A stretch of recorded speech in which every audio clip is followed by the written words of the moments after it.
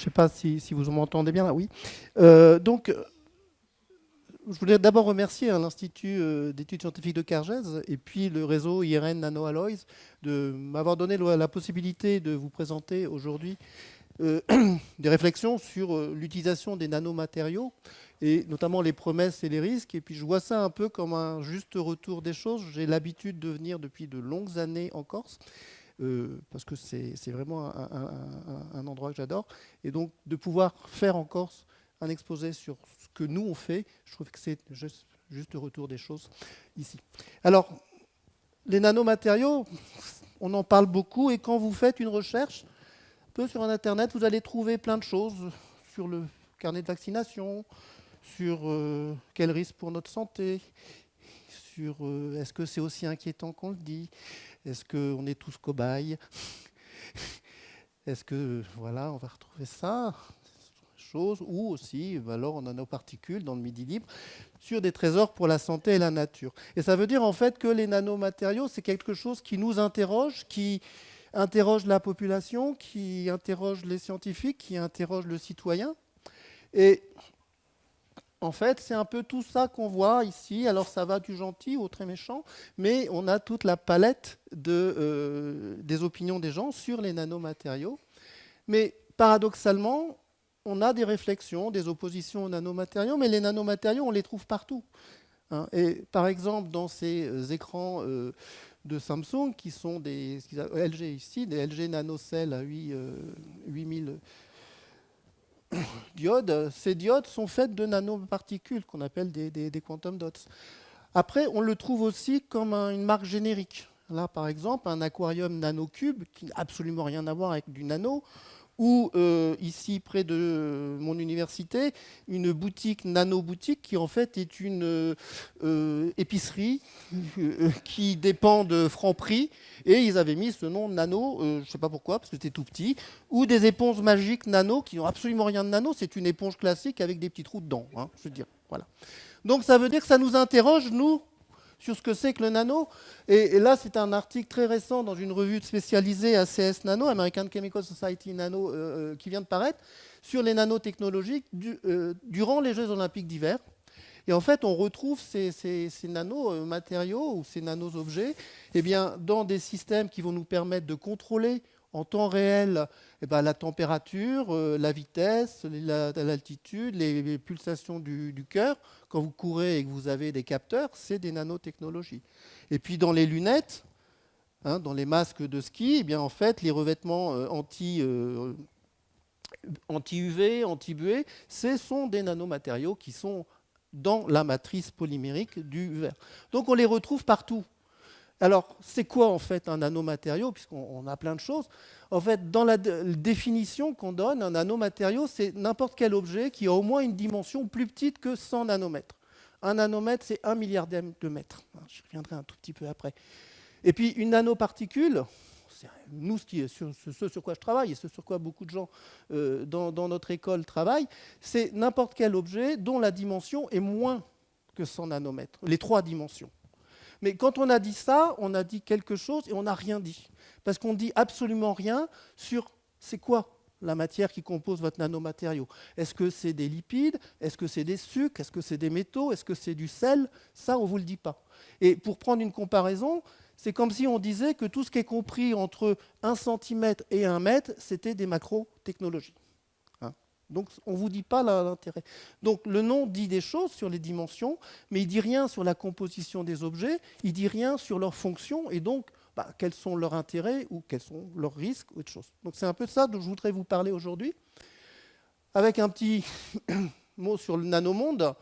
Donc on est en nanomètres, hein. N c'est pour dire 10-9 mètres, hein, donc 1 milliardième de mètre, et pour vous donner une idée, cette gamme du nanomonde, elle est ici. Ça correspond à un brin d'ADN, ça correspond aux suies.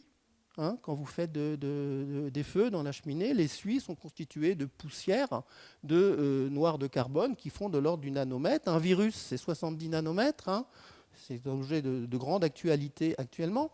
Et puis des atomes, c'est 1/10 de nanomètre. Hein, et ça, on les voit très bien.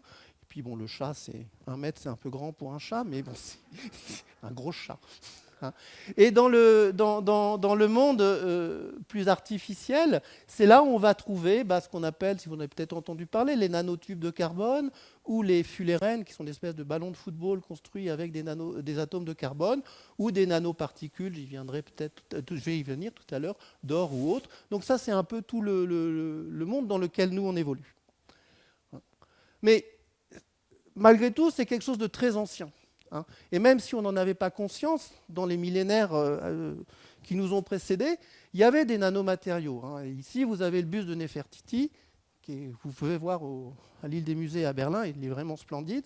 Et en fait, les fards à paupières que les Égyptiens utilisaient, ce qu'ils appelaient des collyres, en fait, c'était souvent obtenu par broyage d'oxyde de fer. C'est-à-dire qu'en fait, on prenait du fer, on le broyait, qu'on appelle de la mécanosynthèse maintenant, et puis on mettait d'autres produits, des onguents, et on s'en faisait du fard à paupières, qui avait aussi des vertus antibactériennes qui permettaient de protéger aussi l'œil. Dans les mosaïques, les Romains ajoutaient des sels d'or, des sels d'argent, qui en fait, durant le processus de recuit, donnaient des particules d'or qui vont donner les colorations particulières.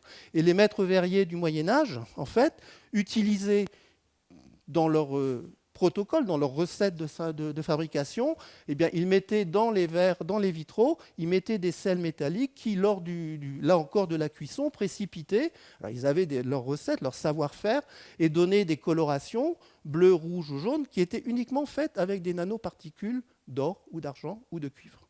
Et pour vous donner juste un petit ordre d'idée, j'y reviendrai après, ces éprouvettes ici, qui contiennent une solution de différentes couleurs, c'est uniquement de l'argent. C'est des nanoparticules d'argent dont la taille et la forme varient, et c'est ça qui produit ces différentes couleurs, en fait. Donc on va y revenir après.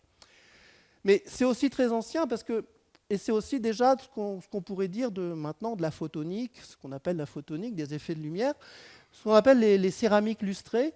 On peut dire que c'est le premier système photonique, en fait. Ce sont des matériaux qui sont caractérisés par différentes couleurs selon l'angle lequel vous avez l'observé. Ici, dans ces petites palmettes brunes, ici, qui viennent de l'époque fatimide en Égypte au XIIIe siècle, en fait, ça apparaît marron quand vous le regardez directement, mais si vous inclinez le matériau, vous allez avoir ces iridations qui vont apparaître dans le système. Et quand on analyse, là, on peut gratter un petit peu, parce que là, la céramique est déjà cassée, donc on peut en prendre un petit bout. Quand on les analyse avec des moyens modernes, et ça a été fait dans le centre d'études de microscopie à Toulouse, on voit dans une petite coupe de la céramique ces petites billes, ces nanoobjets, qui sont des nanoparticules. Et c'est les réflexions de la lumière et des effets de diffraction et d'absorption, diffusion sur ces objets qui donnent ces colorations ici. Okay. Et puis il y a cette fameuse, on en a déjà parlé dans l'école, coupe de Ligurge qui est conservée au British Museum, qui présente des couleurs très différentes selon que vous l'observez directement en réflexion ou si vous illuminez l'intérieur et que vous avez cette fois-ci une observation après absorption et diffusion et qui apparaît rouge, rose et ici jaune. Et en fait, quand on analyse avec des méthodes modernes d'investigation ces matériaux, on voit que le caractère un peu dichroïque de ces réflexions ici proviennent d'une coloration qui est due, là encore, à la présence d'or et d'argent et en fait de nanoalliage. Ça tombe bien, c'est ce que nous, on étudie actuellement dans cette école. Mais on a aussi montré que quand on fait une analyse globale de matériaux, il y avait aussi du cuivre. Et que ça, c'est une recette qui était connue, ce sont des chercheurs du labo qui ont un peu travaillé là-dessus, qui était connue dans les verres romains, où il y avait aussi pas mal de nanoparticules de cuivre. Et donc, à chaque fois, ce sont des propriétés optiques de ces matériaux qui vont rendre compte de ces effets. Plus près de nous, ici, ceux-là, c'est les vitraux de la Sainte-Chapelle, donc qui étaient étudiés au laboratoire par des méthodes là, non destructives. On ne va pas aller casser les vitraux de la Sainte-Chapelle parce que sinon on va avoir des problèmes. Mais on peut les analyser par des méthodes de spectroscopie, infrarouge Raman. Et en fait, on peut montrer que là encore, il y a des nanoparticules d'argent et de cuivre. Et en fait, sur d'autres échantillons, on peut voir qu'en fait, dans le verre, ici, dans l'épaisseur du verre, il y avait des couches successives de nanoparticules, bon, on ne les voit pas à la résolution parce que c'est une grande résolution ici, qui étaient déposées dans le matériau. Hein. Et donc, c'est vraiment une histoire ancienne. Et puis, parce qu'on est en Corse, dans un article très récent d'ACS Nano, hein, ça date de 2022, voilà, enfin, la référence, il n'y a même pas les pages encore, c'est une revue sur 3 millénaires de nanocristaux. Hein, okay. Et ce qui montre, en fait, c'est qu'au début, pendant le 5e millénaire, durant les 5 millénaires avant JC, donc les habitants de Chypre utilisaient en fait des additifs qu'ils rajoutaient dans l'argile pour modifier les propriétés de l'argile. Et les Corses avaient déjà une longue tradition de mettre dans les poteries des petits agrégats d'amiante, et c'est vrai qu'il y a des mines d'amiante notamment au Cap Corse, pour augmenter les propriétés mécaniques des céramiques. Et ça, c'est des travaux qui ont été faits par Kevin Pececchi-Licini, désolé pour l'accent, sur assez récent, dans les trucs qui avaient montré en fait qu'il y avait cette présence. Donc c'est le site de Kuchurpula, très loin, et dans lequel ils ont fait des fouilles, ils ont trouvé des tessons de céramique dans lesquels on a retrouvé des inclusions de nanoparticules d'amiante, donc des fibres d'amiante, dont on sait qu'ils ont des propriétés réfractaires intéressantes aussi pour le système. Alors, ça, c'est ce qu'on utilise toujours. On ne va pas mettre de l'amiante parce qu'on est revenu un peu en arrière sur l'amiante, mais on peut mettre des nanotubes de carbone ou des petites billes d'argile dans des matrices de plastique pour augmenter la résistance de ces plastiques, et c'est ce qui se fait dans les pare-chocs, par exemple, de voitures. On va augmenter la dureté. Mais tout ce que je vous ai dit là, la nature l'a fait bien avant nous, puisque là, ce que je vous montre, ce sont des clichés de microscopie électronique obtenus sur des bactéries, donc des magnétobactéries, où on voit en fait des grains, et ces grains sont des nanoparticules magnétiques, fabriqués par l'organisme dans son développement, et on retrouve aussi ce type de grains magnétiques dans les cerveaux des pigeons, et on pense que c'est ce qui leur permet d'avoir une orientation par rapport au champ magnétique terrestre. Alors, de notre point de vue, la naissance des nanotechnologies, vous voyez qu'elle est très ancienne en fait, elle a été vraiment théorisée par un chercheur américain, Richard Feynman, dans les années 1959, dans une conférence qui maintenant est célèbre au Caltech, où il dit « il y a plein de vide tout en bas ». Et quand il dit plein de vide tout en bas, c'est à l'échelle atomique. Et il dit on peut très bien écrire maintenant on n'écrit plus l'encyclopédie, on va la voir sur Internet, mais on peut très bien écrire toute l'encyclopédie Britannica ou l'encyclopédie Universalis sur la tête d'une épingle, dès lors qu'on pourrait manipuler des atomes et écrire avec des atomes. Okay, et ça a ouvert un peu toute la voie à la miniaturisation, au fait que maintenant vous pouvez stocker de l'information sur vos téléphones ou sur une clé USB par exemple. Et ça, c'est tout le développement technologique qui a suivi en fait cette réflexion expérimentale, dès lors qu'on pouvait réarranger les atomes. Et donc en fait là, l'idée a précédé la façon de le faire. Okay.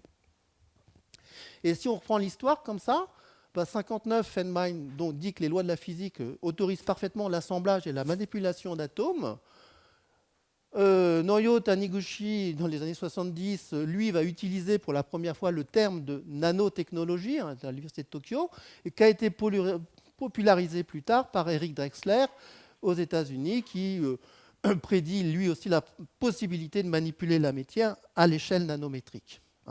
Et le rêve est devenu réalité, je dirais, quand en 81, on a inventé ce qu'on appelle le microscope à effet tunnel. C'est Gerd Binich et Heinrich Röhrer qui ont eu pour ça le prix Nobel, qui travaillaient chez IBM à Zurich et qui ont eu le prix Nobel en 86. Alors juste pour la petite histoire, 4 ans entre la découverte et le prix Nobel, c'est une échelle très très très courte. Ce qui donne l'importance pour la communauté scientifique de cette découverte. Et donc, par exemple, la première chose, ils travaillaient chez IBM, et la première chose qu'ils ont fait, ils ont manipulé des atomes pour écrire IBM avec des atomes. Ici, c'est des atomes de xénon, un gaz noble, sur du nickel. Okay.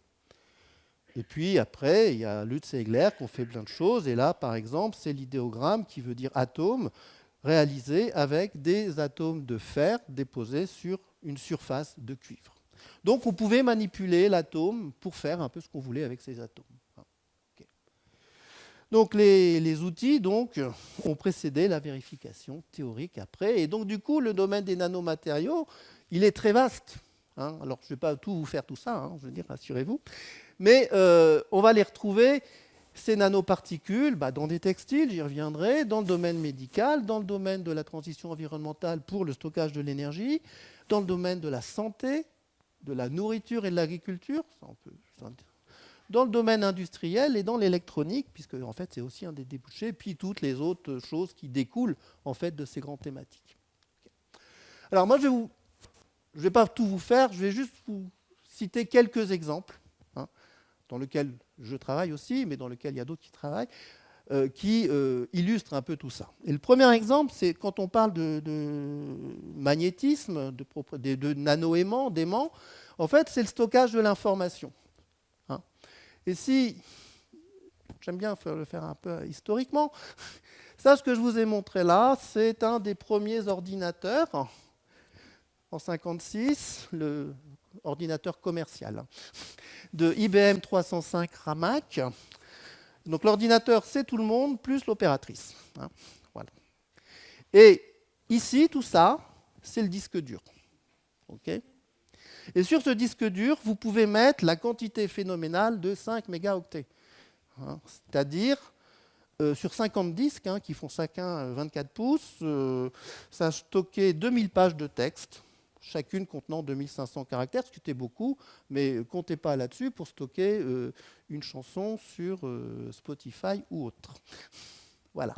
Alors, juste pour la manipulation, hein, le disque dur, il est là, et voilà le transpalette pour transporter le disque dur dans votre système. Donc ça a beaucoup évolué, parce que, et là je le mets en coût en fait.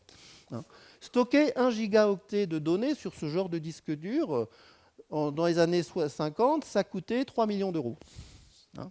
Stocker 1 gigaoctet de nos jours, ça coûte 5 centimes d'euros. Et tout ça, la différence, c'est la miniaturisation. Hein. Alors, entre-temps, on est passé par des choses qu'on n'utilise plus trop. Hein, il y a eu les floppy disks pour les plus anciens, les disquettes souples. Il y a eu, là je ne les ai pas mis, les bandes magnétiques. Hein, bon. Il y a eu les CD ou DVD, ça on les utilise encore un peu, mais là, quand il faut graver quelque chose sur CD ou DVD dans nos labos, parce que l'administration demande un texte sur CD, on a du mal à trouver un graveur. Et puis maintenant, on délocalise en fait ce qu'on appelle le cloud, le nuage. On délocalise le stockage sur des fermes de disques durs qui vont. Et donc les machines aussi ont suivi ce coup-là. Hein. Je veux dire, ça c'est pour ceux comme moi qui dans les années 80 ont travaillé sur Mac. C'était ça, hein, le Macintosh. On avait tout le système sur une petite disquette. Avec les logiciels de traitement de texte, le système, et on jouait là-dessus. Okay. Mais tout ça, c'est pour dire que les progrès de la technologie, et donc des nanotechnologies, parce que réellement c'est ça qui est derrière, ça nous a permis d'obtenir ça. Hein, donc de gagner en fait en souplesse. Et si je regarde un disque dur, c'est quoi un disque dur? Et ça n'a pas beaucoup changé. C'est en fait un ensemble de pistes qui sont constituées de domaines dans lesquels vous avez des particules magnétiques. Hein. Et on va aimanter ces particules magnétiques. Je ne vais pas rentrer dans le détail, soit dans une aimantation qui va être perpendiculaire vers le haut, soit vers le bas. Et dès lors qu'on change l'aimantation, une tête de lecture va dire mon aimantation là, elle a changé, et puis là, elle est retournée, donc ça va coder pour 1. Et puis quand dans une piste, il n'y a pas de changement de la magnétisation, ça code pour 0. L'idée, si on veut aller beaucoup plus loin dans le stockage de densité d'informations, eh bien en fait, c'est de remplacer le stockage sur une centaine de particules par le stockage sur une nanoparticule. Alors ça pose beaucoup de problèmes en termes de physique, d'aimantation. Je ne vais pas revenir là-dessus, mais ce serait une des voies pour stocker l'information, ce n'est pas la seule. Hein. Je ne dis pas que l'avenir de l'information soit le magnétisme, peut-être pas, mais ça reste quand même une des façons de stocker la plus sûre. Parce que quand vous stockez de l'information, il faut aussi que dans un millier d'années, vous puissiez la lire. Okay. Vous avez des clés USB, vous pensez qu'elle va tenir un millier d'années? J'ai des doutes. Hein, okay. Par contre, les livres qu'on a, les parchemins, les livres qu'on a, ils ont plusieurs millénaires. Donc quand on stocke l'information, il faut aussi penser à la façon dont on va la conserver. Donc ça, c'est aussi une réflexion qu'on doit avoir. Alors, comment nous, on fait ça, là, ce petit disque dur, là? OK. Comment on peut faire ça? Moi, je suis plutôt chimiste. Il y a deux façons d'arriver au nanomonde. La nanophysique, désolé pour mes amis physiciens, mais c'est juste assez élémentaire. On peut prendre une grosse pioche et casser le matériau, ce qu'on appelle la lithographie ou la nanolithographie, c'est ce qui est à la base des circuits conducteurs dans vos téléphones. Donc en fait, on va graver, en fait, aller du plus petit, donc aller du matériau massif vers le nano. Et puis nous, les chimistes, on a déjà l'habitude, c'est pas nouveau, de fabriquer des molécules en combinant des atomes les uns avec les autres. Et donc on peut aussi combiner des atomes métalliques les uns avec les autres. Donc on va partir de l'atome pour fabriquer des objets plus gros qui sont des nanoparticules. Okay. Donc moi, c'est un peu là-dessus. Alors je sais qu'il y a aussi des physiciens qui le font de cette façon-là. Je veux dire, je suis un peu réducteur là. Voilà, et juste un peu de chimie. L'idée qu'on a, c'est de, en fait, il faut qu'on ait si on veut vraiment développer ce que nous on va appeler de la green chemistry, donc de la chimie verte, des chimies non polluantes, et puis qu'on puisse utiliser dans l'avenir, il faut qu'on ait quelque chose qui soit vraiment simple. Et même quand vous faites de la chimie simple, ça se révèle très complexe. Et donc on mélange en fait juste deux matériaux, donc une huile, une oléamine qu'on trouve en quantité industrielle, qui est pour l'instant un résidu de l'industrie pétrolière. Et puis cette molécule-là, qu'on appelle un chlorotriphénylphosphine de cobalt, bon, je ne vais pas y revenir, mais c'est juste qu'ici, vous avez un petit atome de cobalt, qui est un atome métallique magnétique, et que quand vous chauffez ça pendant 1 heure, donc là, ici, j'ai ma bouteille, je la chauffe, il y a juste ces deux éléments-là, on chauffe, alors on est à l'abri de l'air, parce que ça s'oxyde, et quand on regarde au bout d'1 heure ce qu'on a, eh bien, on a ça, des nanoparticules de cobalt extrêmement bien ordonnées. Et ça, c'est quasiment ce que je veux pour mon disque dur. Donc nous, on a les outils de le faire. Ça, c'est des outils chimiques, mais il y a aussi des outils physiques pour le faire. Et on peut même fabriquer des nano-alliages, c'est un peu ce qu'on fait, avec du cobalt et du nickel, qui sont deux éléments. Et en fait, on arrive, en contrôlant nos conditions, à fabriquer des petits nanobâtons. Et ces nanobâtons, vous voyez que spontanément, ils vont s'organiser ici. Et ça, c'est pas loin d'une piste magnétique sur un disque dur. Alors, je ne dis pas qu'on va faire des disques durs avec ça, mais je dis qu'on a des moyens pour aller vers ce genre d'objet. Le deuxième point que je voudrais apparaître, c'était par rapport à ce que je dis, c'est la photonique. On en a un peu parlé, et c'est un peu la manifestation la plus spectaculaire des nanomatériaux, je dirais. Alors, on a des variations de couleurs des objets selon la nature du métal. Et en fait, c'est parce qu'on peut considérer un métal comme un ensemble d'atomes ionisés qui baignent dans un nuage d'électrons. C'est très grossièrement.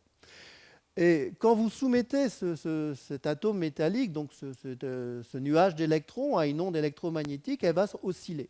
Et il se trouve qu'il y a certaines fréquences de la radiation lumineuse qui font qu'il va entrer en résonance, l'oscillation du nuage et la fréquence et l'onde vont entrer en résonance et ça va provoquer une très forte absorption de la lumière.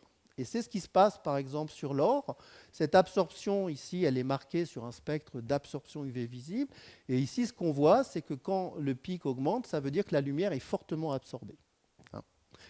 Et ce qui est important de noter, c'est que si la taille de votre objet augmente, l'absorption augmente. Donc la lumière est de plus en plus absorbée. Et puis aussi, si la forme de l'objet change, vous voyez que la bande ici, qui absorbe vers 500 nanomètres, c'est dans le jaune à peu près, va changer et va absorber vers le rouge ici. Donc on va changer, puisque quand on enlève une couleur du spectre électromagnétique, eh bien on n'observe que les couleurs résiduelles. Donc on va changer les couleurs du matériau. Et c'est typiquement ce qui se passe. Alors on peut modéliser cette fréquence d'absorption. On peut montrer qu'elle varie en fait en fonction d'un facteur K qui dépend de la longueur et du rayon. Et si je change par exemple la forme des petits nanobâtons dont j'augmente la taille, ici, vous voyez que la bande d'absorption va se déplacer vers le rouge. Et puis on peut comme ça avoir des objets qui seront dans le bleu, dans le rouge ou dans le vert. Bleu, rouge, vert, ça fait une diode électroluminescente. Ici, c'est ce qu'on fait aussi en chimie, par exemple. Ça, c'est de l'or. Tout ça, c'est des nanoparticules d'or. On est loin du bijou. et des couleurs dorées. Et donc en fait, une nanoparticule d'or, c'est violet en fait. Ok, c'est très joli. Hein. Il y a M. Faraday qui, dans les débuts des XXe siècle, a fait des nanoparticules d'or qui sont conservées à Londres dans des flacons depuis un siècle. Hein. Je veux dire, bon, ils ont un peu changé, mais c'est ces objets-là. Okay, et nous, ce qu'on fait, ce qu'on montre, et il n'y a pas que nous, il y a plein de gens qui le font, et c'est des manips qu'on fait avec nos étudiants, on peut changer les conditions dans lesquelles on fabrique le matériau et observer en fait la couleur du matériau. Et là, pour des nanobâtons, vous voyez que ça devient jaune en passant par le vert ou le bleu. Et c'est exactement ce qu'on va retrouver dans les vitraux. Hein. Là, c'est avec de l'argent, donc là, je vous en ai parlé, c'est des nanodisques d'argent. En fait, on a changé, là encore, la taille de votre nanodisque, hein, une trentaine de nanomètres jusqu'à 100 nanomètres. Eh bien, quand on change la taille, on change la couleur. On va passer ici du rouge au gris, en passant par le vert, sachant que les nanoparticules sphériques d'argent, c'est jaune. Hein. Et donc, c'est ça qu'on retrouve ici. Donc, dans les recettes qu'avaient les maîtres verriers, eh bien, selon le matériau qu'ils utilisaient, cuivre, argent ou or, et puis selon les procédés de synthèse, ils avaient des petits nanobâtons ou des petites sphères, et donc c'est comme ça qu'ils fabriquaient les couleurs ici.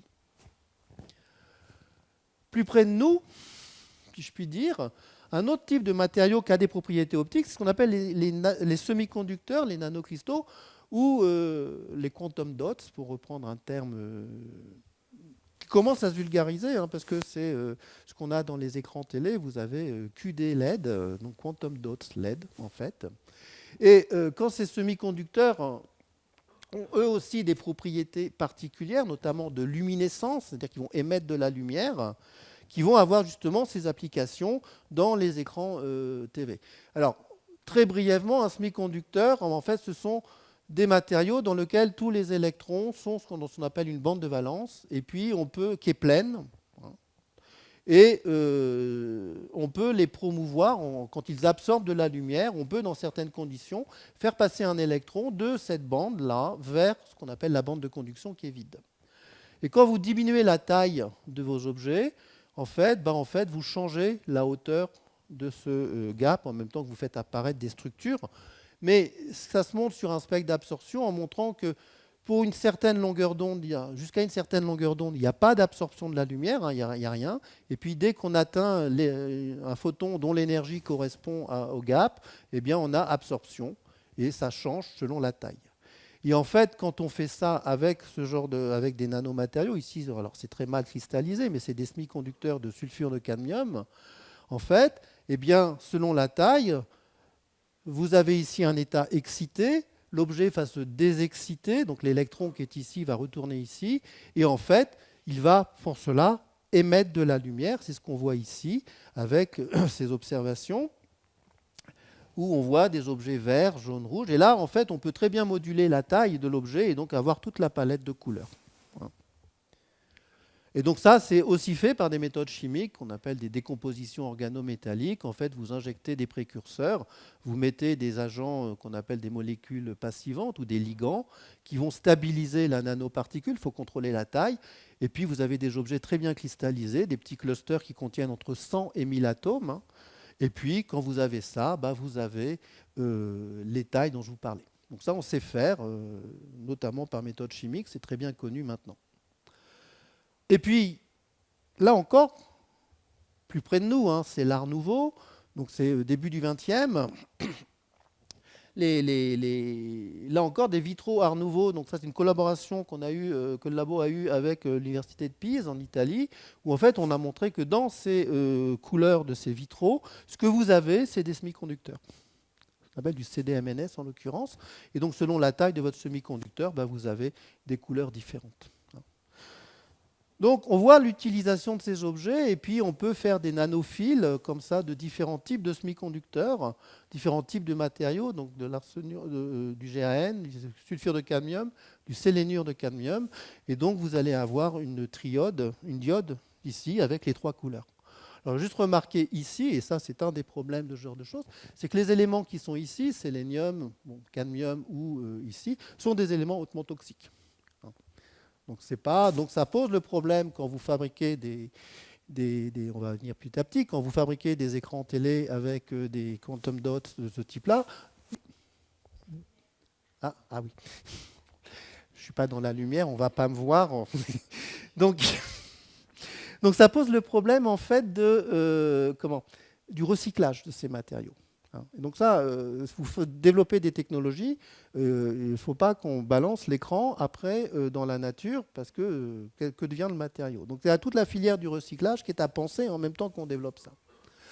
Mais malgré ça vous fait des super jolis écrans. Et ça, c'est l'argument qu'ont les constructeurs, LG. C'est justement de dire qu'on a des écrans dont les niveaux de contraste sont extraordinairement élevés. Et donc un rendu des couleurs qui sont très bien grâce à ce genre de choses, et qui vous permet aussi d'observer votre film, que vous soyez face à l'écran ou légèrement de biais par rapport à l'écran. Comme ça, vous n'êtes pas obligé de tous vous entasser sur le même canapé. Vous pouvez prendre de la place. Alors, c'est ça ce genre d'utilisation que vont avoir les trucs. Alors après, il y a plein d'autres utilisations derrière, mais j'essaye de focaliser. Et un autre domaine qui est vraiment extrêmement important, c'est la catalyse. La catalyse, où on va utiliser des objets qui peuvent être des molécules ou des nanoparticules, ce qu'on appelle la nanocatalyse dans mon cas, pour faciliter une réaction. Alors la catalyse, c'est quoi ? C'est un procédé qui va permettre d'accélérer une transformation chimique ou de réduire la température à laquelle cette transformation a lieu. Et ça, d'un point de vue industriel et pas que, c'est extrêmement important parce que si vous faites ça, vous pouvez gagner du temps ou gagner de l'énergie. Et les deux.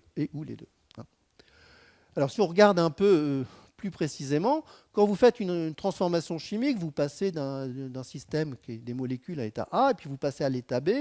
Mais pour aller, donc qui est de plus basse énergie, peut-être, pour aller de là à là, il faut casser des liaisons chimiques, casser des molécules. Il se trouve que pour casser des liaisons, il faut apporter de l'énergie. Si globalement vous allez gagner de l'énergie, au départ, il faut quand même apporter de l'énergie. Donc un catalyseur, ça va être quoi ? Ça va être un élément qui va permettre, au lieu de franchir ce col, de prendre un autre chemin réactionnel qui va nous permettre de faire ça. Plus prosaïquement, on a deux façons de faire les trajets marée et marée ici. Soit vous passez par le Chintou, soit vous passez un peu plus bas et vous évitez de vous faire le Chintou. Personnellement, maintenant, je préférerais faire un peu plus bas que de faire le Chintou. Voilà. C'est un peu ça l'idée. On va changer le chemin. Et pour changer le chemin, en fait, on va utiliser des nanoparticules, enfin entre autres, je veux dire. Et ce qui est important dans ces phénomènes catalyse, c'est que vous allez mettre une molécule sur une surface. Et ce qui est la seule partie vraiment intéressante, c'est la surface.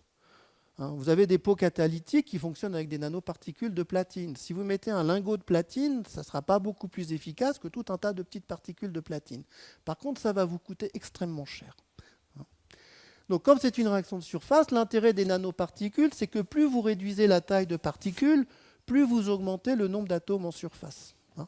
Et sur des petites particules de l'ordre du nanomètre, on peut voir qu'il y a entre 40 et 50%, ou même des fois 90 ou 100% des atomes qui sont en surface, et donc qui sont utiles à la catalyse. Et ça, c'est ce qu'on va retrouver, par exemple, dans les pots catalytiques. Un des problèmes qu'on a sur les moteurs à combustion, c'est de dépolluer ces moteurs. Les normes de dépollution deviennent de plus en plus drastiques, à juste raison. Et donc, on a des filtres qui vont retenir des grosses particules. Et puis, on a aussi des substrats sur lesquels ils sont déposés des nanoparticules de métaux précieux, platine, palladium, rhodium, ce qui fait qu'il y a actuellement des gens qui volent les pots catalytiques pour récupérer le matériau ici et le revendre, je veux dire. Parce que c'est extrêmement cher. Et donc, en fait, c'est à cette surface que vous allez avoir des flux de gaz qui vont permettre de transformer du monoxyde de carbone en CO2, du C2H4 en CO2, etc., etc. Et donc ça, c'est vraiment une application de tous les jours qui est vraiment importante, même si on va aller vers le retrait de ce type de moteur. Mais actuellement, c'est aussi ces applications qui vont nous aider. On parle aussi de l'hydrogène comme alternative au combustible. Le problème, alors actuellement, si on regarde ici la consommation de carburant, c'est essentiellement des composés fossiles, hein, donc essence, diesel ou d'autres choses comme ça.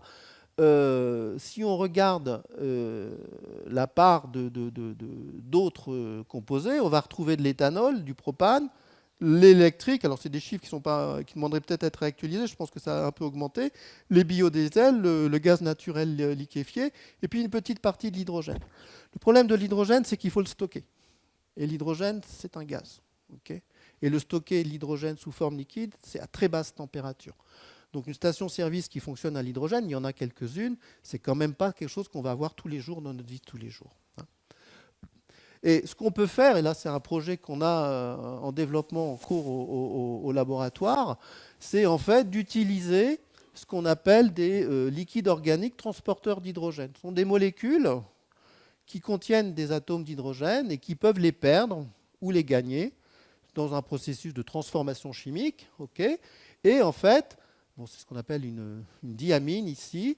Et l'idée ici qu'on a, c'est d'utiliser des catalyseurs qui vont faciliter en fait, à partir de ça, l'hydrogénation de cette molécule qui est liquide. Donc on pourra transporter sous forme liquide. Et à l'arrivée, une fois que le transport est fait, ou dans votre moteur, vous avez le même catalyseur qui fonctionne à température ambiante aussi, c'est ça l'intérêt, qui va permettre de libérer par la réaction inverse, l'hydrogène qui a été stocké. Et donc ça, c'est une des voies, pas la seule, mais c'est une des voies qui permettra le transport d'hydrogène et surtout de valoriser la génération, l'utilisation de l'électricité des sources intermittentes que sont l'éolien et le solaire. Hein. Parce que vous allez produire de l'hydrogène par ce qu'on appelle une réaction d'électrocatalyse, donc en fait en cassant la molécule d'eau, vous fabriquez du H2 et du O2, c'est pas très polluant, mais après, une fois que vous avez fabriqué votre H2, il faut le transporter. Et donc ça permet de valoriser les ressources, les énergies renouvelables, donc qu'on obtient par des processus intermittents. Alors, la photocatalyse, on va la retrouver avec un composé dont on a beaucoup entendu parler, le dioxyde de titane, alors, qui est utilisé comme agent blanchissant dans certains bonbons. On peut se demander pourquoi, si ce n'est pour faire joli. Et là encore, mais c'est aussi un dialogue entre le consommateur et le citoyen. On aime bien avoir un bonbon bien blanc, okay, mais pour avoir un bonbon bien blanc, ou c'est comme un légume un peu tordu qu'on ne va pas prendre, mais pour avoir un bonbon bien blanc, il faut mettre du TiO2. Si vous ne mettez pas du TiO2, votre bonbon il sera un peu moins blanc. Est-ce qu'il sera moins bon? Je ne suis pas sûr. Mais est-ce que le consommateur voudra acheter un bonbon un peu moins blanc? C'est là où on a un travail à faire. Okay. Mais ce TiO2, en fait, il est utilisé parce que c'est un semi-conducteur qui peut, par des processus d'oxydoréduction, fabriquer ce qu'on appelle des agents oxydants, des radicaux, qui vont détruire les agents organiques qui peuvent s'accumuler, par exemple, sur une vitre. Okay, et c'est bien beau de construire des tours de 800 mètres de haut avec plein de glace, mais il faut les nettoyer, vos tours. Okay, hein, et même nous, à l'université, on a des glaces partout, mais elles ne sont pas nettoyées, donc, parce qu'on n'a pas de revêtement comme ça. Voilà. Donc ça devient obscur au bout d'un moment. Mais là encore, ça pose des problèmes environnementaux, parce que vos TiO2, ici, ils sont dans le verre. Bon, là, ils sont stabilisés, mais on a beaucoup, et au Japon, ça a été très utilisé à un moment, comme agent désinfectant, le TiO2, ou comme agent de protection des surfaces. Mais là, vous allez devoir... C'est quoi la quantité, les conséquences environnementales de l'utilisation de ça? Et aussi, là encore, quand vous avez ça, il faut recycler votre matériau. Hein. Donc ça, encore, c'est un problème. Mais c'est aussi utilisé dans des systèmes, puisque ça va détruire des composés organiques, pour la purification et la décontamination de l'eau dans les usines de traitement des eaux usagées. Donc là, c'est aussi un avantage. Mais là encore, il ne faut pas que vos nanoparticules passent dans l'eau que vous allez consommer derrière. Alors, un exemple de cet effet photocatalytique, vous l'avez ici sur un rétroviseur qui contient ici, sur une partie, justement, ces nanoparticules de TiO2 qui vont en fait auto-nettoyer votre surface. Si vous avez une surface qui est propre, vous n'avez pas de grains de poussière qui vont servir de germes à des gouttes d'eau pour fabriquer de la buée. Donc ça, c'est ce qui permet d'optimiser votre système. Donc on va les retrouver dans des traitements de surface, effectivement. Donc, dernier point que je voudrais aborder avant qu'on c'est la santé. Hein. La santé où on a beaucoup de nanoparticules, et là on va attaquer directement le corps humain, je dirais ici. Hein. Alors, pourquoi on utilise des nanoparticules, je dirais, dans le truc. Le premier exemple, c'est la destruction des tumeurs cancéreuses par un phénomène qu'on appelle l'hyperthermie. L'hyperthermie, en fait, c'est quand vous prenez une nanoparticule magnétique et que vous la soumettez à un champ magnétique alternatif, votre particule, elle va tourner, en grosso modo, hein, elle va tourner, et en tournant, elle produit de l'énergie. Elle produit de l'énergie, donc elle va chauffer localement la cellule, la tumeur. Pour détruire une tumeur, il faut chauffer. Hein, ou utiliser des traitements chimiques. Okay, donc, on peut faire ça avec des nanoparticules qu'on va protéger avec des agents spécifiques. On va les soumettre à une fréquence, un champ magnétique alternatif. Ça va permettre, une fois qu'elles sont rentrées dans la cellule, de détruire la cellule. Okay, mais évidemment, pour ça, il faut que votre particule rentre dans la cellule. Okay, on peut faire ça aussi avec non pas de l'hyperthermie magnétique, mais avec de la plasmonique, avec des nanoparticules d'or. Alors effectivement, la contrainte par contre qu'on a ici, c'est qu'on va devoir utiliser des nanoparticules qui sont relativement peu dangereuses. C'est-à-dire des oxydes de fer, il y en a partout des oxydes de fer, hein, je dirais, on a été visiter là, les calanques et la couleur rouge des roches, c'est des oxydes de fer, hein, je veux dire. Okay, donc, on a besoin de ces objets-là. Ça peut être de l'or, okay, parce que l'or, c'est relativement inerte, enfin, relativement. Et donc, c'est aussi un peu biocompatible, pas l'argent. Ou alors, fabriquer ce que nous, on appelle des structures cœur-coquille, c'est-à-dire une structure qui aura un cœur métallique qui sera peut-être un peu toxique, mais qui sera protégée par une coquille qui va la permettre de la passiver. Ça peut être de la silice, ça peut être un autre métal, ça peut être des choses comme ça. Alors, ça, c'était les premiers essais. Maintenant, ce qu'on fait, c'est en fait de fonctionnaliser la couche qui est ici en mettant des anticorps qui seront spécifiques de certains, ou des antigènes qui seront spécifiques de certains anticorps portés spécifiquement par une cellule d'une tumeur pour pouvoir ne détruire que la tumeur. Le problème, c'est que dès lors que vous faites des traitements qui vont détruire les cellules, si vous ne traitez pas le matériau, il n'y a pas de spécificité. Vous détruisez tout ce qu'il y a autour. Et c'est tout le problème de la chimiothérapie ou des choses, c'est qu'il faut vraiment localiser la dose parce que le médicament que vous utilisez, par essence, il est toxique. Mais c'est une balance risque-bénéfice. Le bénéfice, c'est vraiment détruire la tumeur, même si à côté, ça peut, de façon transitoire, affaiblir le patient. Mais au moins, on aura détruit la tumeur et après, il pourra revivre. Ici, ce qu'on appelle, c'est que maintenant, les nanomatériaux vont à la fois permettre d'aller dans la tumeur, transporter des agents thérapeutiques qui peuvent détruire la tumeur ou qui vont faciliter la diagnostic. C'est tout ce qu'on appelle maintenant, en couplant le mot thérapie et diagnostic, la théranostic. Et puis, on peut aussi toujours localiser le matériau. Si vous prenez des particules magnétiques, ça va vous permettre de mettre le principe actif uniquement sur la tumeur et pas tout autour où elle pourrait aussi avoir un effet. Et ça aussi, un troisième bénéfice pour le diagnostic, c'est que ces agents, c'est ce qu'on appelle des agents de contraste qui vont permettre d'améliorer l'image qu'on a en IRM pour voir où sont justement ces tumeurs. Okay. Alors, il y a eu aussi alors, il y a aussi tout ce qu'on appelle la vectorisation de médicaments, un peu c'est ça, dans ces objets-là. Après, il y a eu pas mal, et encore, on a des écrans solaires, on sait que les UV A ou B sont très mauvais. Alors, il y a beaucoup de soleil ici, j'adore, mais bon, des fois, il faut quand même se protéger, donc on va mettre des écrans solaires, ok. Mais et encore maintenant, dans les écrans solaires, qu'est-ce qu'on va trouver souvent? Là, c'est blanc, hein, la crème blanche de votre écran solaire, elle est jolie, c'est du TiO2. Okay, ou du ZNO. Et pourquoi? Parce que le TiO2, c'est ce semi-conducteur qui va permettre en fait d'absorber le rayonnement UV et puis il va faire d'autres phénomènes à côté. Mais il aura absorbé le rayonnement UV qui, lui, ne va pas aller sur vos cellules cutanées. Okay, et donc, bon, c'est plus intéressant. Par contre, Le TiO2, ce n'est pas très sain à long terme. Je veux dire, on sait que maintenant, c'est un agent qui est potentiellement cancérigène, donc on va éviter de le mettre sur la peau. Et puis, il y a un problème qui est lié à la pollution des océans avec ce genre de crème. Okay, il y a des États, notamment à Hawaï ou autres, qui ont interdit, et maintenant on l'a un peu en France, notamment dans les Landes, on interdit l'utilisation de ce type de trucs parce qu'ils détruisent la biodiversité du milieu, et notamment les coraux dans le système. Alors, pas uniquement lié au TiO2, mais aussi lié aux autres composants qui sont dedans. Et donc là encore, c'est une réflexion qu'on doit avoir sur c'est quoi le bénéfice-risque, hein. Il faut qu'on se protège, bien sûr, mais est-ce qu'on est obligé d'utiliser ça? Et donc il y a une recherche à faire pour remplacer ces éléments-là par d'autres éléments qui seront moins gênants pour l'environnement.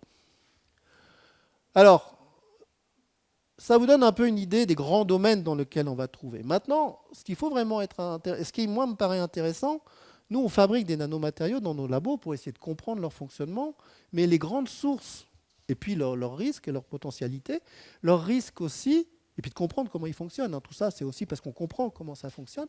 Mais quand on regarde les exemples d'activités humaines qui produisent des nanoparticules, en fait, vous avez les fonderies, vous avez le broyage de métal, qu'on produit pas mal, vous avez les boulangeries. On n'a pas idée qu'il y a des nanoparticules dans les boulangeries, mais la farine, c'est aussi des particules ou des nanoparticules qui peuvent avoir une taille de 100 nanomètres.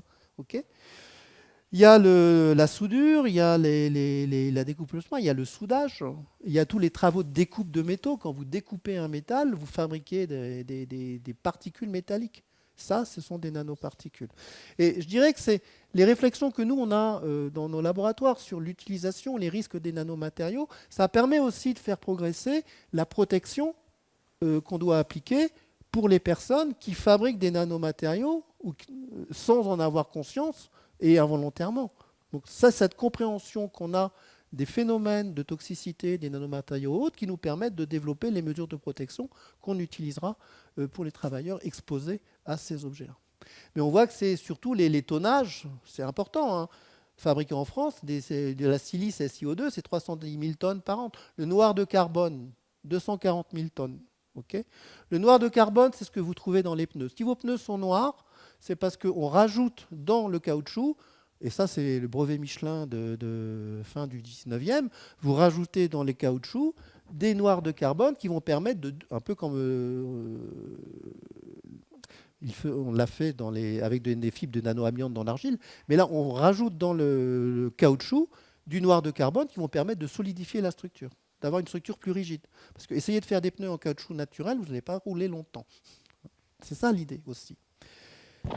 Alors, bien évidemment, tout ce que je vous ai dit là, et notamment la dernière partie sur l'impact que peuvent avoir les nanomatériaux dans la santé, ça montre aussi que nos objets, ces objets-là, ça représente aussi un risque pour la santé et pour l'environnement. Et ça, c'est ce qu'on peut voir dans la presse. Est-ce que ça détruit un truc? Quel risque pour la santé? Mais ça veut dire qu'il faut...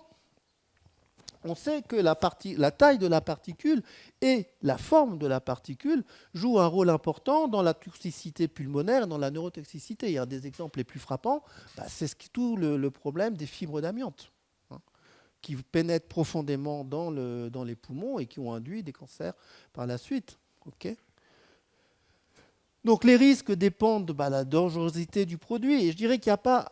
A priori, il y a des risques spécifiques aux nanomatériaux, mais la démarche risque qu'on doit avoir, moi je suis chimiste, il y a des molécules chimiques qui sont infiniment plus toxiques, plus dangereuses que les nanomatériaux qu'on est amené à manipuler. Mais on a peut-être plus du recul sur ces molécules, encore que, par rapport aux nanomatériaux. Et puis, donc, ça veut dire qu'il faut qu'on identifie leur niveau de toxicité, le degré d'exposition des gens à cette molécule, et puis aussi, est-ce que c'est dans un but thérapeutique ou pas, par exemple. Et puis, évaluer quelle est la nature des produits, mesurer ces produits dans l'atmosphère. Plus on découvre des propriétés nouvelles, plus on va raffiner nos méthodes pour détecter les produits dans notre environnement. C'est aussi ça l'idée de nos recherches. Alors, là encore, un peu d'histoire. Je crois que c'est révélateur. Après la découverte du radium par Marie Curie à la fin du 19e, le monde s'est emparé du radium. Le radium, c'était joli. Donc, on a fait des sous-vêtements radioactifs, des crèmes de beauté radioactives avec du radium. Et puis, ça, je l'aime beaucoup, la laine au radium, une laine souple, élastique, résistante, épaisse et confortable, qu'un traitement physico-chimique a doué d'un remarquable pouvoir, la radioactivité. Chacun connaît les extraordinaires effets de stimulation organique d'excitation cellulaire transmis par le radium. Une laine ainsi traitée allie aux avantages propres du textile une indéniable valeur hygiénique pour tricoter la layette de bébé. Voilà. Ça veut dire que vous avez une découverte, on n'a pas encore toute l'information de la découverte, mais la société, les acteurs socio-économiques de la société vont s'emparer de cette découverte sans nécessairement avoir le recul pour faire des choses dont, heureusement, on a pu des layettes avec de la laine radioactive. Hein. Ça, c'est pour toi, Laurent. Il est là. Alors, la découverte du radium par Pierre et Marie Curie, c'est 1898. En 1900, on a commencé à mettre en évidence les propriétés physiologiques du radium. Et puis, parallèlement, au fur et à mesure, et notamment sur le traitement des tumeurs, je veux dire, c'était déjà la radiothérapie qui est derrière. Et puis, on a, au fur et à mesure, on comprend l'action du radium sur l'organisme, on met en évidence les potentiels dangers de ce matériau. Et donc, en 1937, le radium est interdit dans toutes les utilisations non médicales. Donc, les laines au radium. Et en termes de radiothérapie, on l'abandonne en 1976, ce qui est assez récent quand même, pour le remplacer par d'autres éléments radioactifs, l'iridium 192 et le césium 137, qui avaient des durées de vie beaucoup plus courtes et donc qui permettaient d'être éliminés beaucoup plus facilement. Et puis en 2006, l'Agence nationale des déchets radioactifs, qui gère tous les déchets radioactifs en France, en fait commence à collecter les montres phosphorescentes. Vous savez, les montres phosphorescentes, là, comme ça. Ça, c'est du radium. Et maintenant, c'est un déchet radioactif de faible activité qui doit être traité dans des centres spécialisés. Et donc l'ANDRA actuellement collecte toutes ces vieilles montres qu'on peut avoir chez nous parce que c'est un déchet radioactif. Donc il faut avoir cette idée-là. Et si je vous mets ça en perspective, c'est parce qu'il y a toujours un décalage entre la découverte d'un objet, son appropriation par la société, et puis le recul qu'on peut avoir par les études scientifiques ou les effets long terme qui vont nous permettre un peu de relativiser l'utilisation de telle ou telle chose. Alors c'est quoi les risques ? Une particule, c'est d'abord une petite particule. Donc là, on va retrouver le fait, ce qu'on appelle les fameuses PM2,5, que vous avez des particules que vous pouvez ingérer et qu'ils vont pouvoir développer des pathologies pulmonaires, une inflammation chronique, dès lors que vous absorbez, inhalez cette matière. Il y a aussi le fait qu'il peut y avoir une biopersistance, donc des problèmes pour les éliminer, et qu'ils peuvent traverser certaines barrières cellulaires et donc s'accumuler dans l'organisme. Il y a aussi le fait que ces particules, plus l'ozone, ça augmente la sensibilité aux allergènes et on est assez conscient actuellement qu'il y a une forte augmentation des allergies dans la population, qui sont entre autres choses liées aux particules. Alors ça peut être les particules liées au combustible qu'on a dans l'air, liées à l'utilisation des véhicules à moteur thermique. Donc il y a tout à fait des stress oxydants, des inflammations, une certaine génotoxicité, donc une modification un peu. Et puis il y a aussi sur l'environnement, le changement climatique n'est pas que dû aux particules, c'est dû principalement aux gaz à effet de serre. Et on l'a vu très récemment en fait sur les épisodes de poussière saharienne sur la neige. En fait, si vous avez vu ces images assez spectaculaires de skieurs dans les Pyrénées, et on a l'impression qu'ils skient sur une dune de sable et c'est de la neige. Mais le problème, c'est que quand vous faites ça, vous modifiez l'albédo du système et vous perturbez le climat aussi. Alors, c'est quoi les facteurs de risque ? C'est ingérer les nanoparticules, donc ça veut dire qu'il faut qu'on protège quand vous manipulez, ou quand nous on a un peu l'habitude de ça, mais quand dans l'industrie haute, vous faites des suies ou des choses comme ça, il faut effectivement être protégé, hein, et pas juste avec un petit masque chirurgical, par exemple. Ça ne sera pas nécessairement suffisant. Ça peut être là aussi l'inhalation des nanoparticules, hein, parce que ça peut en fait traverser certaines barrières cellulaires et arriver jusqu'au cerveau. Et puis l'exposition à la peau. Il y a des choses, il y a des particules qui peuvent, quand elles sont en phase liquide, traverser la peau, du fait de leur taille. Donc il faut être conscient de ces choses-là et puis qu'on continue à étudier ces différents facteurs-là, parce que c'est ce qui va nous permettre d'optimiser le système et de réfléchir à la balance bénéfice-risque. Okay. Mais pour ça, il faut qu'on continue d'étudier ces objets-là. Donc les risques potentiels, donc là c'est des données de l'INRS, hein, de l'Institut en France qui gère tous les risques professionnels. Bon, il y a des problèmes d'écotoxicité, il y a des problèmes de réactivité. Hein. Je veux dire, on sait que un des problèmes du stockage des céréales, par exemple, c'est que dans les silos à grains, vous avez de la matière qui est extrêmement divisée et qui est explosive. Hein. Pourtant, c'est un produit complètement naturel, le blé. Okay. Vous avez des comportements différents de ces objets-là dans les milieux biologiques et dans les milieux environnementaux. Et ça veut dire aussi qu'il faut qu'on maîtrise tous les risques durant tout le cycle de vie. Et je crois qu'il faut vraiment insister sur la recyclabilité. Okay. Je voudrais juste... J'ai mon dernier transparent. Juste dire un mot sur les... Je parlais des sous-vêtements radioactifs, là. Actuellement, on a des vêtements avec des nanoparticules d'argent antibactériennes. Okay. Est-ce que c'est vraiment nécessaire de mettre des nanoparticules d'argent dans des sous-vêtements, parce qu'ils sentiront meilleurs à la fin de la journée? Ou est-ce que c'est peut-être plus efficace de les laver? Parce que quand vous allez laver votre sous-vêtement avec des nanoparticules, les nanoparticules elles vont passer dans l'eau de lavage au bout d'un certain temps. Et elles passent dans l'eau de lavage, on les retrouve dans les rivières, on les retrouve dans les... C'est ça le problème. Donc pensons aussi aux usages de ces matériaux. Et donc, pour conclure, je dirais que tous ces impacts de nouvelles technologies et matériaux, quand vous avez des nouvelles techniques, vous avez des nouveaux usages. Nouveaux usages qui peuvent aussi manipuler le vivant, et donc ça veut dire quelle traçabilité des objets vous avez et quel problème éthique ça pose à la société. Nouveaux matériaux, donc toxicité, c'est quoi? Dégradabilité, c'est quoi? Et donc l'impact sur l'environnement et la santé, c'est quoi? Et ça, c'est l'objet que nous, on a dans nos laboratoires, de réfléchir à ces objets-là, leur utilisation, les toxicités. Et donc ça veut dire qu'il faut qu'on continue ces études-là, adaptées aux progrès scientifiques et techniques, et puis qu'on a aussi besoin d'un dialogue citoyen, mais un dialogue citoyen basé sur une réflexion scientifique. Ce qui s'est un peu mis en place durant l'épisode Covid avec les comités scientifiques qui aidaient, mais qui ne prenaient pas la décision, mais qui aidaient aux décisions des politiques. Voilà ce que je voulais vous dire là-dessus. Mais pour moi, je dirais que les nanoparticules sont présentes dans notre environnement depuis très longtemps. On les manipule de façon consciente ou inconsciente, mais il y a beaucoup d'applications qui apportent de réels progrès sur le système, que sont de réelles opportunités, mais est-ce que tous les usages qu'on a des nanoparticules sont vraiment utiles? Ça, c'est une réflexion qu'on doit avoir.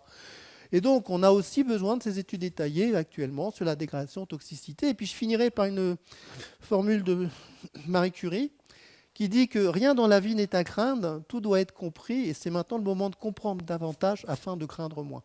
Et je pense que ça reflète bien, et pourtant c'est assez ancien, la démarche scientifique. C'est vraiment basé sur la rationalité de notre démarche et que c'est ça qui va nous aider à comprendre les potentiels et les risques des nanomatériaux. Et je voudrais vous dire merci. Alors, je peux dire aussi grazie, mais j'avais trouvé ça aussi. Merci à vous pour votre association. Et puis, je pense qu'on a un peu de temps pour le débat. Voilà.